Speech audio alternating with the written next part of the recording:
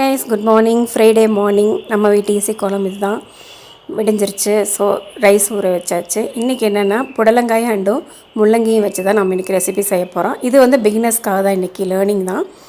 பருப்பு வேண்டிய அளவுக்கு எடுத்துக்கோங்க. நான் 3 பேர் அளவாக எடுத்துகிட்டேன். ஒரு குக்கரில் அதுக்கு உண்டான தண்ணி ஊற்றிட்டு மஞ்சத்தூள் கொஞ்சம் போட்டுக்கோங்க, ஜீரகம் கொஞ்சம் போட்டுக்கோங்க, கொஞ்சமாக ஒரு ஸ்பூன் அளவுக்கு விளக்கெண்ணெய் விட்டுக்கோங்க. விட்டுட்டு நம்ம வந்துட்டு இது ஸ்டவ்வை பற்ற வச்சு அடுப்பில் வச்சு பூண்டு கொஞ்சம் போட்டுக்கலாம். கொஞ்சமாக கொதி வரட்டும், அது வரைக்கும் வெயிட் பண்ணலாம். உடனே நம்ம லிட் போட வேண்டாம். அந்த பக்கம் ரைஸ் வச்சுட்டேன் மார்னிங்க்கு. இப்போ லைட்டாக கொதி வந்துருச்சு. இப்போ என்ன பண்ணுறோன்னா முள்ளங்கி வந்து அப்படியே சேர்க்க வேணாம். ஸோ அதனால் முள்ளங்கியை லைட்டாக நல்லெண்ணெய் விட்டு நம்ம வதக்கிக்கலாம். நல்லா வதக்கிட்டு சேர்த்தோம்னா அந்த பச்சை வாடை வராது. முள்ளங்கி குழம்பு ஓப்பன் பண்ணாலே ஒரு ஸ்மெல் வரும் இல்லைங்களா, அது வராமல் இருக்கும். ஸோ நல்லா வதக்கியாச்சு, தேவையான உப்பு போட்டாச்சு. இப்போ லிட்டு போட்டுட்டு நம்ம 2 விசில் விட்டுக்கலாம். இப்போது குக்கரில் வச்சாச்சு. நம்ம அதுக்குண்டான வெங்காயம் வரமிளகாயெல்லாம் கட் பண்ணிக்கலாம். புடலங்காய்க்கு நான் பெரிய வெங்காயம் தான் கட் பண்ணுறேன். இது கொஞ்சம் பொடியாக கட் பண்ணணும். பெரிய வெங்காயம் நீல வாக்கில் கட் பண்ணது வந்து நம்ம சாம்பாருக்கு தான். இப்போ விசில் வந்துருச்சு. ஒரு கடாயை வச்சுட்டு நம்ம தேவையான அளவுக்கு எண்ணெய் ஊற்றிக்கலாம். எந்த எண்ணெய் வேணுமோ அது போட்டுக்கோங்க. கடலெண்ணெய், கொஞ்சமாக ஜீரகம், கடுகு, உளுந்தம்பருப்பு போட்டு புடலங்காயை தாளித்து விட்டுடலாம். இந்த காய் பண்ணுற ரெசிப்பியும் நீங்கள் நோட்டீஸ் பண்ணிக்கோங்க. இதுக்கு தேவையான உப்பு போட்டு நல்லா வதக்கி விட்டுட்டு மஞ்சத்தூள் போட்டுக்கலாம். இப்போ மஞ்சத்தூளும் வெங்காயம் வதங்கணுன்னா நம்ம காயை போட்டுட்டு நல்லா வதக்கி விட்டு தண்ணி விட்டு மூடி வச்சிடலாம். அடுத்த கடாயை வச்சுக்கலாம். அதில் எண்ணெயும் விட்டுட்டு கடலைப்பருப்பு, கொஞ்சமாக வெந்தயம், கடுகு போட்டு வெங்காயத்தை வந்து கட் பண்ண வெங்காயத்தையும் வரமிளகா, கருவேப்பிலையெல்லாம் சேர்த்துக்கலாம்.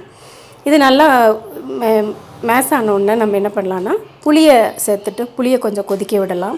இந்த பக்கம் காய் பாதி வெந்தோடனே நம்ம மிளகாத்தூள், கரம் மசாலா தூள் மட்டும் சேர்த்துக்கலாம். சேர்த்து நல்லா கலக்கி விட்டுட்டு அந்த பக்கம் சாம்பாருக்கு புளி கொதித்த உடனே சாம்பார் தூள், கொஞ்சமாக மிளகாத்தூள் போட்டுக்கலாம். காயை நல்லா நம்ம கலக்கி விட்டுட்டு உப்பு பத்தலைன்னா அந்த டைமில் உப்பு போட்டுக்கலாம்.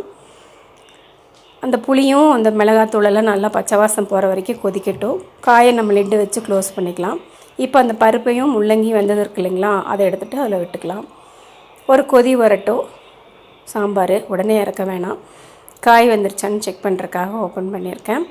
பருப்பும் அதுவும் நல்லா மிக்ஸ் ஆனோடனே உப்பு காரமெல்லாம் பார்த்துக்கோங்க. இந்த டைமில் கொஞ்சம் நம்ம கொத்தமல்லியும் போட்டுட்டு நல்லெண்ணெய் சேர்த்துக்கோங்க. இறக்கும்போது சாம்பார் ரொம்ப டேஸ்ட்டாக இருக்கும். இந்த மிக்ஸி ஜாரில் தேங்காய், சோம்பு, பூண்டு, எந்த பொரியலுக்குமே நீங்கள் தேங்காய், சோம்பு, பூண்டு அடித்து போடுங்க. அவ்வளோ ஒரு மணமாகவும் டேஸ்ட்டாகவும் இருக்கும். ஸோ பொரியலும் ஆயிடுச்சு, சாம்பாரும் ஆயிடுச்சு. இன்றைக்கி ரசம் வைக்கல. இவ்வளோதான் நம்ம வீட்டில். இதுக்கப்புறமா நம்ம அடுத்து பேக்கிங் பார்க்கலாம். நம்ம எப்போவுமே லேடிஸ் வந்துட்டு ஒரு வேலை முடிச்சோன்னா அடுப்பு ஒரு மாதிரி இருந்தால் லைட்டாவது சுத்தம் பண்ணுவோம். அந்த மாதிரி தான் நானும் சுத்தம் பண்ணிக்கிட்டேன். இதுக்கப்புறமா மார்னிங் பிரேக்ஃபாஸ்ட்டுக்கு சன்னின்லாவுக்கு ஒரு முட்டை ஆம்லெட் போட்டு கொடுக்கலாம் அப்படின்னு சொல்லிட்டு ஊற்றிருக்கேன். நான் பெப்பர் வந்து நுணுக்கி வச்சுக்க மாட்டேன். அப்பப்போ இடிகளில் இடித்து தான் பெப்பர் போடுவேன். ஸோ கொஞ்சமாக பெப்பர் போட்டுட்டேன். மஞ்சத்தூள் கொஞ்சம் நிறையா சேர்த்துக்கோங்க. பாருங்கள், சூப்பரான ஆம்லெட்டு பிரேக்ஃபாஸ்ட்டுக்கு கொடுத்தாச்சு. அடுத்து ஃப்ரூட்ஸ் வந்து நம்ம கட் பண்ணணும். பனானா ஃபஸ்ட்டு கட் பண்ணிக்கிறேன். சின்ன சின்னதாக கட் பண்ணி போட்டுட்டு கேரட்டும் மாதுளம்பழமும் தான். ஒரு பேக்கிங்கில் புடலங்காய் பொரியல் வச்சாச்சு. முள்ளங்கி சாம்பார் கொடுத்துருக்கேன். அதுக்கப்புறமா ஒயிட் ரைஸ். இந்த பேக்கிங்கில் இன்றைக்கி இதுதான் லஞ்ச் பாக்ஸுக்கு. ஓகே ஃப்ரெண்ட்ஸ், இந்த லென்த் வீடியோக்கும் நீங்கள் எனக்கு சப்போர்ட் பண்ணுவீங்கன்னு நான் நம்புகிறேன். மறக்காமல் சப்ஸ்கிரைப் பண்ணுங்கள், லைக் பண்ணுங்கள், ஷேர் பண்ணுங்கள்.